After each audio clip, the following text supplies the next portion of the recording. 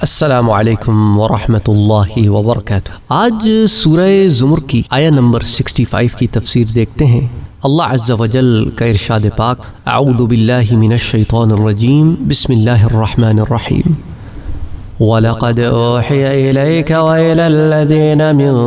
قَبْلِكَ لَئِنْ أَشْرَكْتَ لَيَحْبَطَنَّ عَمَلُكَ وَلَتَكُونَنَّ مِنَ الْخَاسِرِينَ۔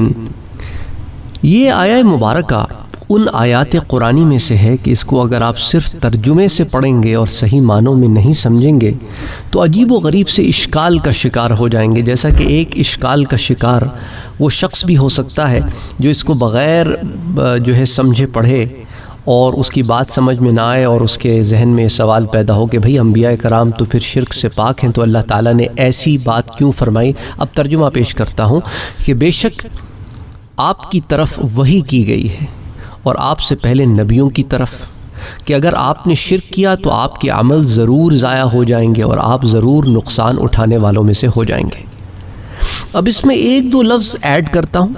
جو عموماً علماء بریکٹس میں ایڈ کرتے ہیں، اس آیت کے سیاق و سباق میں ایڈ کرتا ہوں کہ بے شک آپ کی طرف توحید کی وحی کی گئی ہے، ایک اللہ کو ماننے کی وحی کی گئی ہے، کیونکہ بات یہاں پہ توحید کی ہو رہی ہے، کیونکہ شرک کے الٹ کیا ہوگا؟ توحید ہوگا، ٹھیک ہے۔ بے شک آپ کی طرف توحید کی وحی کی گئی ہے اور آپ سے پہلے نبیوں کی طرف بھی یہی وحی کی گئی ہے، کوئی نیا میسج تو ہے نہیں، ہمیشہ سے یہی میسج رہا ہے۔ اب اگر آپ نے شرک کیا کو، اب علماء یہ کہتے ہیں اگر بالفرض، اب آپ کہیں گے آپ نے بالفرض کا اضافہ کیونکہ ایکسپلین کروں گا میں تشریح میں، تفسیر میں، اگر بالفرض آپ نے شرک کیا تو آپ کے عمل ضرور ضائع ہو جائیں گے اور آپ ضرور نقصان اٹھانے والوں میں سے ہو جائیں گے۔ یہ ترجمہ ہو گیا۔ تو اب اشکال یہ پیدا ہوتا ہے کہ بھئی انبیاء کرام تو کبھی شرک نہیں کرتے، وہ تو بعثت سے قبل بھی معصوم ہوتے ہیں اور بعثت کے بعد بھی معصوم ہوتے ہیں، کیونکہ انبیاء تو پیدائشی نبی ہوتے ہیں۔ یہ نہیں ہوتا کہ بھئی نبوت بعد میں ملی، نبوت تو اس وقت سے ملی ہوئی ہے جب عالم ارواح میں تھے۔ اس پر پھر متعدد شواہد قرآن میں بھی موجود ہیں، حدیثوں میں بھی موجود ہیں کہ انبیاء تو عالم ارواح سے نبی ہیں۔ تو اب یہ جو اشکال پیدا ہوتا ہے، اس اعتراض کا جواب جو ہے کہ یہ کیا بات ہوئی، تو پھر دیکھتے ہیں کہ قرآن کریم اس کے بارے میں کیا جواب دیتا ہے۔ سورہ زمر کی آیہ نمبر 64 میں اللہ تعالیٰ نے مشرکین مکہ کو جاہل فرمایا۔ اب اس کے بعد یہ آیہ نمبر 65 آتی ہے جس میں ایک اور بات آتی ہے کہ اللہ تعالیٰ نے آیہ نمبر 64 میں فرمایا کہ قُلْ أَفَغَيْرَ اللَّهِ تَأْمُرُونِي أَعْبُدُ أَيُّهَا الْجَاهِلُونَ، آپ کہیے کہ جاہلوں کیا تم مجھے غیر اللہ کی عبادت کا بزور حکم دے رہے ہو؟ تو اب غیر اللہ کی طرف جو بلا رہا ہے اس کو اللہ نے قرآن میں کیا کہا؟ جاہل، اور اپنے نبی سے کہا کہ آپ بھی انہیں جاہل کہیں۔ تو اب جب یہ جاہل ہو گئے مشرکین مکہ تو ان کو معلوم ہو گیا کہ بلکہ وہ اقرار کرنے کے بجائے انکاری ہو گئے ہیں نا، حق آنے کے بعد بھی وہ اپنے ہاتھوں سے تراشے ہوئے پتھر کی مورتیوں کی عبادت کرتے ہیں، تو جو ان کو نہ کوئی نفع دے سکتے ہیں نہ نقصان دے سکتے ہیں۔ تو اب سورہ زمر میں فرمایا کہ اگر بالفرض آپ نے شرک کیا تو آپ کے عمل ضرور ضائع ہو جائیں گے۔ تو اب اس پر سوال یہ پیدا ہوتا ہے کہ اللہ تعالیٰ کو معلوم ہے کہ اس کے تمام رسول اور بالخصوص ہمارے نبی صلی اللہ علیہ وآلہ وسلم شرک نہیں کریں گے، نہ کبھی کیا، بعثت سے قبل نہ کریں گے، تو پھر ان کو یوں مثال بنا کر ان کے اعمال ضائع پھر ہوں گے ہی نہیں، تو پھر ایسی بات کی کیوں؟ سوال پیدا ہوتا ہے اللہ تعالیٰ نے یہ کیوں فرمایا کہ اگر آپ نے شرک کیا تو آپ کے اعمال ضائع ہو جائیں گے؟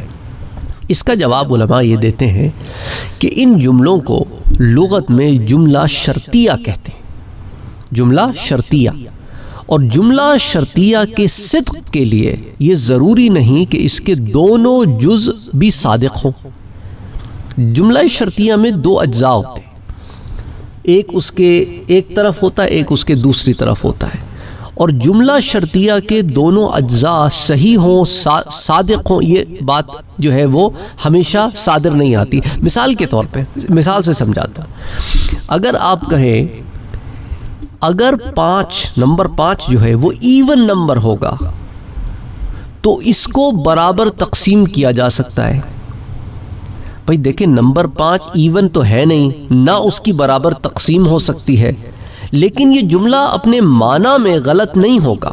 نہ یہ جملہ باعتبار لغت غلط ہوگا، نہ باعتبار زبان غلط ہوگا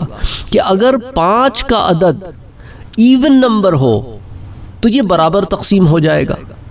حالانکہ اس میں دونوں جو جز ہیں وہ کذب ہیں، جھوٹے ہیں اپنے معنی میں، غلط ہیں اپنے معنی میں۔ مثال کے طور پہ نہ 5 ایون نمبر ہے، نہ اس کی ایونلی تقسیم ہو سکتی ہے، جس کو عربی میں جفت کہتے ہیں نا، 5 کا عدد جفت ہو تو وہ بغیر کسر کے برابر تقسیم ہوگا۔ اردو میں یہ جملہ ایسا، اس میں تھوڑے سے انگلش کے لفظ میں نے ایڈ کر دیے تاکہ آپ کو سمجھنے میں آسانی ہو، even distribution and even number. اچھا اب آ جائیں قرآن کریم میں کیا اس طرح کے جملے موجود ہیں؟ ہاں، قرآن کریم میں بھی شرطیہ جملہ شرطیہ موجود ہیں۔ سورۃ الانبیاء میں اللہ تعالیٰ فرماتا ہے لو کان فیہما آلہۃ الا اللہ لفسدتا، اگر زمین اور آسمان میں متعدد خدا ہوتے تو زمین و آسمان کا نظام فاسد ہو جاتا۔ اب آپ کہیں گے کہ بھئی اس میں کیا بات؟ اس میں یہ ہے کہ اس میں 2 جملے مرکب ہیں، نہ زمین و آسمان میں متعدد خدا ہیں، نہ اس کا نظام فاسد ہوا ہے۔ دونوں باتیں اپنی ذات میں ایسے جملے ہو گئے جن کو ہم کہتے ہیں کہ دونوں جز کاذب ہیں، دونوں جز کاذب ہیں، دونوں حصے فالس سٹیٹمنٹس ہیں، تو ان جملوں کو جملہ شرطیہ کہتے ہیں۔ اسی طرح سورہ زخرف میں اللہ تعالیٰ فرماتا ہے قُلْ إِن كَانَ لِلرَّحْمَنِ وَلَدٌ فَأَنَا أَوَّلُ الْعَابِدِينَ، اے پیارے نبی صلی اللہ علیہ وسلم آپ کہیے اگر رحمان کا بیٹا ہوتا تو سب سے پہلے میں اس کا عبادت گزار ہوتا۔ یہ جملہ بھی اسی طرح ہے کہ اس کے 2 جز ہیں کہ اگر رحمان کا بیٹا ہوتا تو میں اس کا عابد ہوتا، نہ رحمان کا بیٹا ہے نہ میں اس کا عابد ہوں، نہ رحمان کا بیٹا ہے نہ میں اس کا عبادت گزار ہوں، تو دونوں جملے کاذبہ ہو گئے اور یہ جملے شرطیہ کہلاتے ہیں۔ انہی معنوں میں یہ آیت بھی ہے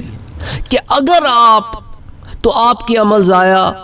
نہ آپ نے شرک کیا نہ آپ کے عمل ضائع ہوں گے، یہ معنی ہے اس کا۔ اچھا اس کا علماء ایک اور جواب بھی دیتے ہیں، وہ کہتے ہیں کہ دیکھو اس آیت میں تعریض ہے،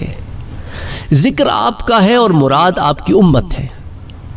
ذکر آپ کا ہے اور مراد آپ کی امت ہے کہ اگر بالفرض، شرک ایک ایسا ہے کہ اگر بالفرض آپ نے بھی شرک کیا تو آپ کے اعمال ضائع ہو جائیں گے، تو اگر آپ کی امت کے کسی شخص نے شرک کیا تو اس کے اعمال ضائع ہو جائیں گے۔ تو بس یہ جملہ ہے اس میں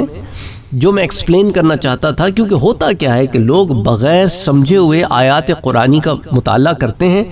اور انہیں جب یہ پٹی پڑھا دی جاتی ہے کہ ترجمے سے پڑھ لو کافی ہے،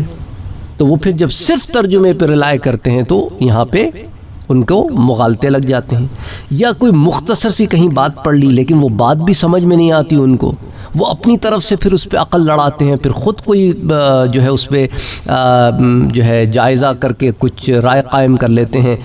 اہل ذکر سے رجوع نہیں کرتے۔ اسی لیے میں بڑا مشکور ہوں، بڑا ممنون ہوں، تہہ دل سے شکر گزار ہوں ان لوگوں کا جو یہ سوالات مجھ تک بھیجتے ہیں، تاکہ اس سے